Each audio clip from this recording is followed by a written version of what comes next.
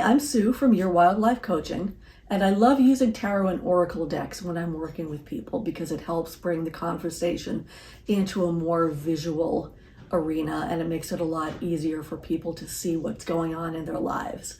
A lot of times though, I find decks are too big or I don't like the borders and I just have to do something to them.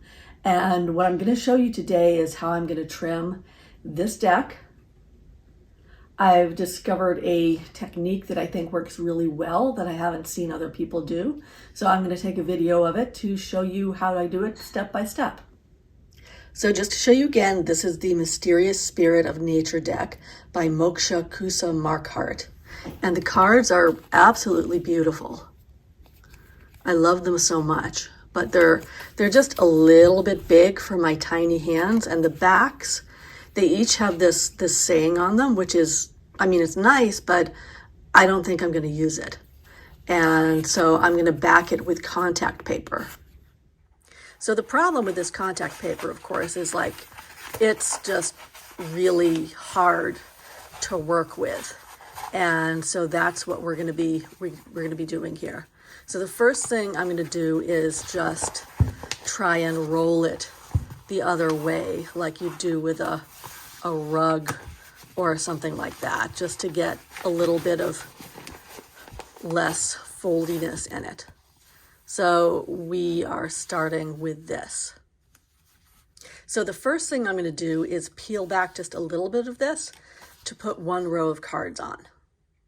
So I put the 4 cards on, and now we get to the part where it's difficult because there's not a lot of space to do all of this.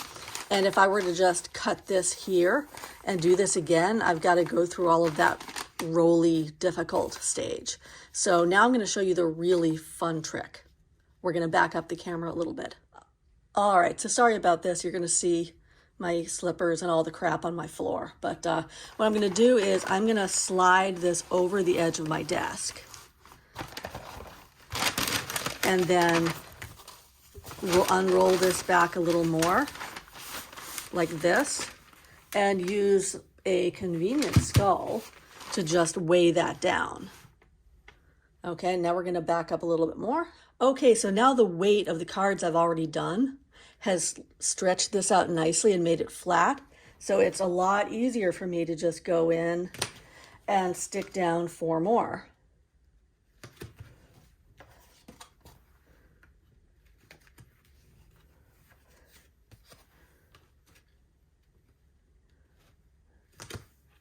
Okay, and you can tell parts of this isn't really sticking, but I'm going to go back afterwards and make sure they're really solidly down. Now what I'm going to do again is do the same thing I did before.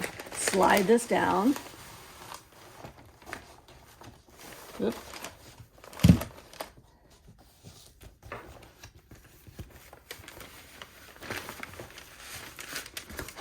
There we go.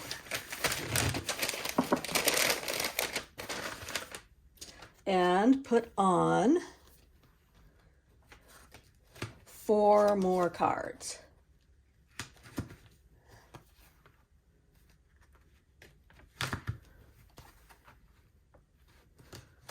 Oops. There we go. Okay, now what I'm going to do here, because this is going to start getting unwieldy, is I'm going to take my scissors in a minute and trim this over here.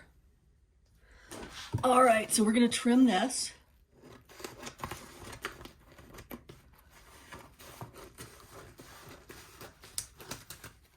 And I'm actually going to trim this too. So I have these 2 sheets of 4 cards. Okay, and I am going to make sure that they're actually sticking.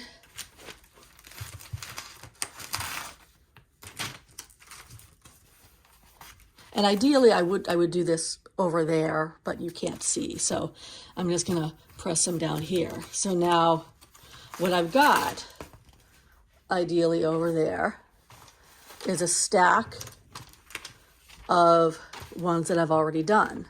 And I found like even though it's a little bit sticky, as long as I'm not like pressing down on them, I can just stack these nicely over here and they're kind of out of the way. And so now I'm going to keep going. Though actually, you know what? I'm going to make my life easier, trim off this extra paper so it's out of the way. Okay, we're going to slide this down, give myself some working room, and we're going to do 4 more cards.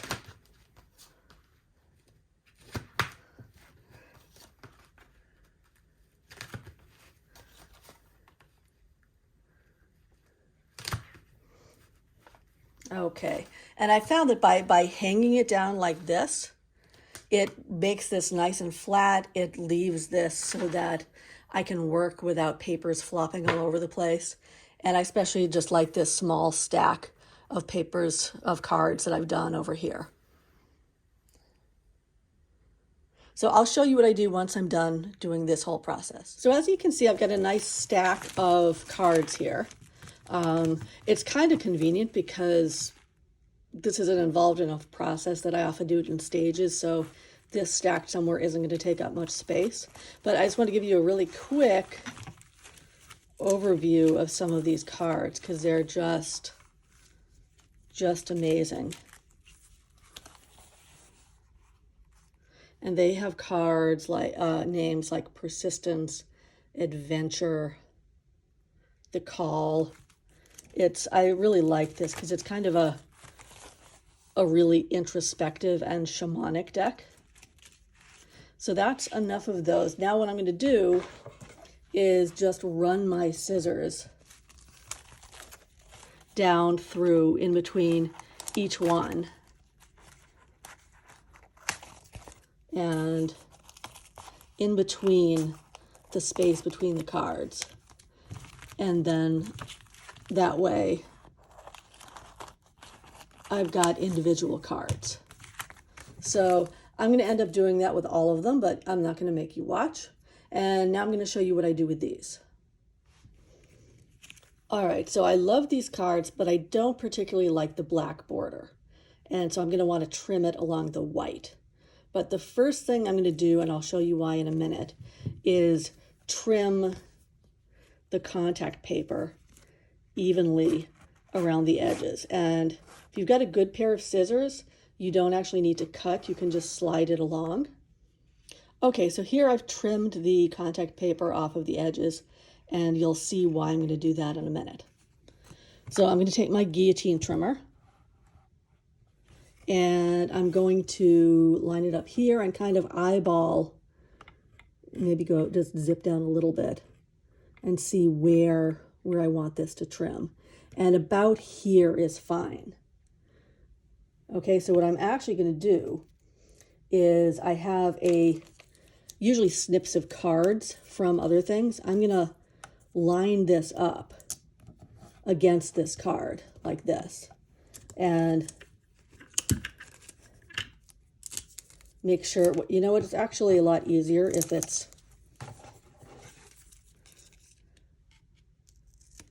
a little bit smaller. So I'm going to line this up against my card like so and give it a good solid taping down, including pressing along the edge here. And the reason I'm doing this is that this way, instead of trying to measure like where exactly this card ends, let's cut this one first. Now I'm going to take the next card, and instead of having to figure out like, okay, is it like at this mark or this mark, I'm just going to slide it in so that it's lined up against this and trim down. And I'm going to do that with every single card on that one side. And it's kind of a pain to do it all one side at a time, but it kind of feels like it goes quicker.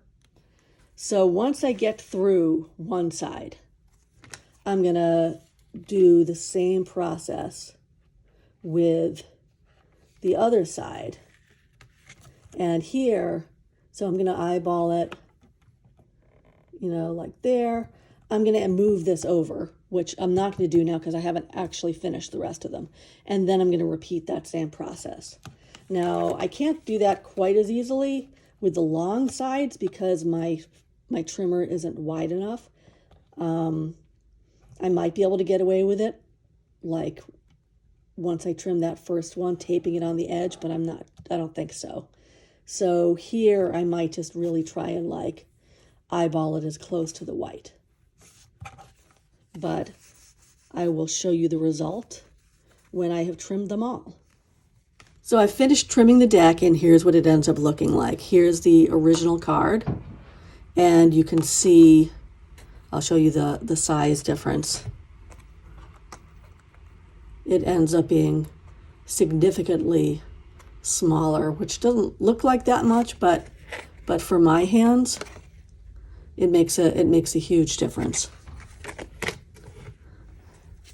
And so we've got the edges blacked with Sharpie and the backs. And I really love how the art stands out with it trimmed and edged. If you'd like to work with me, either doing life coaching or for a tarot reading or a little bit of both, you can find me at www.yourwildlifecoaching.com.